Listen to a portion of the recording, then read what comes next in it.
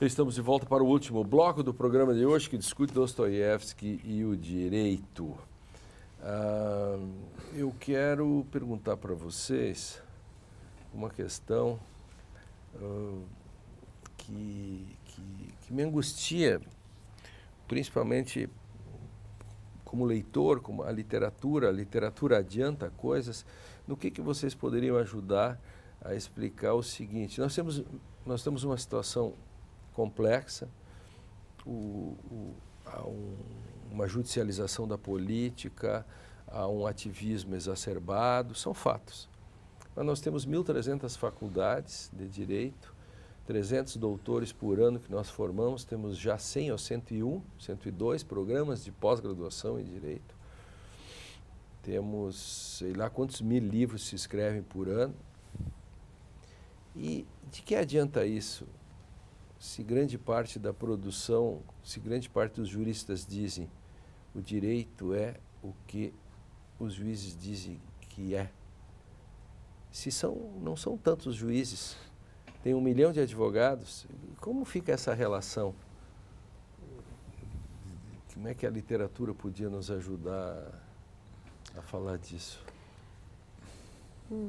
Eu acho, com relação aos juízes, é melhor você falar, mas Márcio, com relação... um diálogo.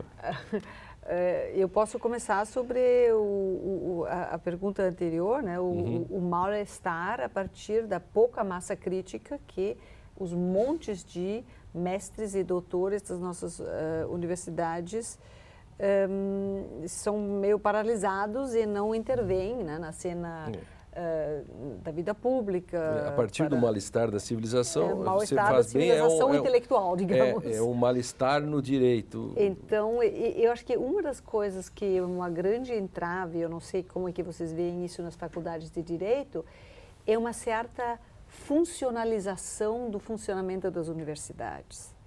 Então, comparativamente, quando um jovem vai para a universidade na Europa ou em outros lugares, é um desafio, né, de ele se degladiar com o seu tópico, a sua disciplina, etc., né, e conquistar as suas honras, a sua capacitação ali. No Brasil, o aluno em geral entra já pensando que ele vai ser um bolsista, um monitor, um isso, um aquilo, um terceiro. Então, de certa forma, a universidade, pouco a pouco, né, desde que eu cheguei aqui no Brasil, se transformou num balcão, né, de pequenas benesses, né, que tornam os alunos muito passivos, né, muito alertos para esse enquadramento, né. Então, eu observo também que muitos dos alunos de direito, né, eles não vão para ser grandes advogados mas eles imediatamente querem se enquadrar num sistema. Numa burocracia. Numa burocracia funcionalizante, né? Se tornarem funcionários públicos. Então, tem um pouco assim uma perda do espírito daquilo que antigamente se chamava uma aristocracia de espírito, que hoje, evidentemente, é uma palavra politicamente incorreta. A gente não pode mais, quer dizer, é um desvalor, né? Mas para mim ainda é, né? Ser uma elite intelectual e ter exigências intelectuais, infelizmente, eu acho que e se não é, para que vai estudar então, né? Para quem vai estudar? Não serve para nada, então... Mas há uma cepa desse problema na própria construção do Estado brasileiro.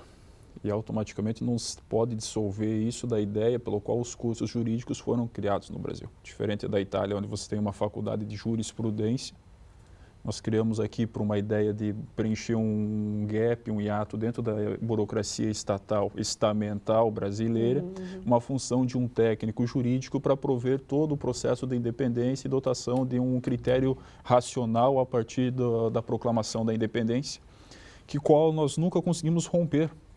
De alguma forma, nós temos 1.300 cursos jurídicos porque houve antes uma hiperinflação de concursos públicos que precisavam ter todo um cabedal para dar conta disso.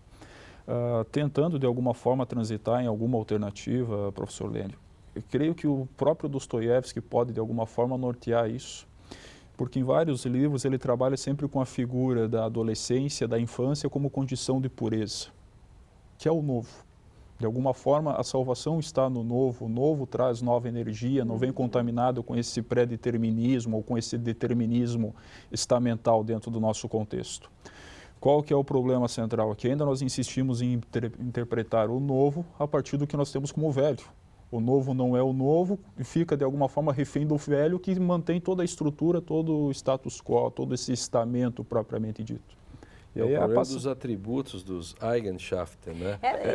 O Musil diria assim, a gente está precisando de um jurista sem qualidades. Não, agravado pelo fato que sem atributos do passado. Não tem consciência da consciência de estamento, né? Não tem mais.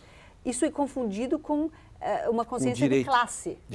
De classe. Isso. Então, nós encobrimos o nosso problema dos estamentos, esses privilégios que os estamentos trouxeram no velho Brasil e ainda no Brasil de hoje, com uma falsa luta de classe que, na verdade, navega no barco dos estamentos e daquelas corporações privilegiadas do antigo Brasil. O professor Bolzan vinha anotando algumas coisas e vem coisa poderia, talvez 3 ou 4 coisinhas, eu acho que para tentar dar uma resposta a isso, né? Acho que a questão das origens dos cursos de direito no Brasil, que o Márcio fala, acho que tem um papel importante, há um vínculo histórico nesse processo. A questão das universidades, ou seja, no que elas se transformarem, no como elas funcionam hoje, mas especificamente no campo do direito, eu acho que não é só no campo do direito, mas talvez se veja bem isso, acho que há três vias aqui. Há uma questão de estratégia política, vamos dizer assim, sobretudo desde os anos 60, tal, que é a opção por um ensino superior empresarial. Já com a reforma lá do Santiago Dantas, tudo isso vem nessa dimensão do ensino empresarial. Isso tem uma repercussão nas faculdades de Direito. Ou seja, qual é o que é um curso de Direito hoje, né, dentro das faculdades de Direito? Isso é uma questão. Há uma questão metodológica, eu acho. Aí poderia voltar até o velho, nosso grande Luiz Alberto Vará, para pensar a questão do ensino jurídico. Acho que essa é uma dimensão importante, que dialoga, de certo modo, com essa expansão empresarial do ensino jurídico e que carregou consigo um projeto metodológico também, vamos dizer assim, simplificador. Aquilo que você também está sempre falando, Lênin, ou seja, a questão dos manuais, dos resumos, dos plastificados, etc. Não é possível que você tenha uma faculdade de Direito em que o sujeito possa passar 5 anos tirando xerox ou entrando no Google ou lendo coisas plastificadas e resumos dos resumos. Mas que profissional sai daí? Com essa bela biblioteca, por exemplo, uma biblioteca que é tão de direito, né? Tão profunda quanto os calcanhares de uma formiga anã. Né? Pois é, mas aí também vem diálogo com a própria produção. Isso que acaba dialogando com a própria produção. Ou seja, você tem uma opção empresarial, você tem que adota uma determinada metodologia que produz uma bibliografia que vai, de certo modo, dialogar com esse modelo metodológico. Ou seja, você não vai utilizar uma bibliografia que seja incompatível com esse modelo metodológico. Então, você tem que usar manuais, você se retroalimenta. É uma retroalimentação. E aí a própria questão dos concursos públicos que acabam também, vamos dizer assim, tanto é que há poucos dias, quando se anunciou a paralisação de concursos públicos... Crise. Há uma crise profunda, ou seja, pessoas que... há, inclusive, um turismo de concursos hoje no Brasil. Total. As pessoas viajam o Brasil para fazer concursos públicos. É uma espécie de corrida do ouro. É uma economia atrás do Estado. Passei em tal, você traz. E eu acho que isso acaba levando, talvez, para uma questão mais forte, aí, que eu chamaria uma questão filosófica mesmo. Ou seja, há uma questão estratégica, uma questão metodológica e que é uma questão filosófica. Ou seja, a teoria de base que está por trás disso, ou seja, a filosofia que está por trás disso, de certo modo, não vai conseguir formar juristas com capacidade de fazer essa articulação entre o novo, não numa perspectiva nihilista, mas exatamente compreender esse novo e compreender o direito como tal. Eu acho que essas 3 variantes, aí, talvez, em sintonia, em diálogo, elas, de certo modo, indicam um caminho aí que nos levou até hoje. E que, de certo modo, matamos a dona da pensão, hein? Talvez estejamos fazendo isso com a própria pós-graduação. Eu não sei se a pós-graduação não vai como não vai ser levada de roldão nesse mesmo processo.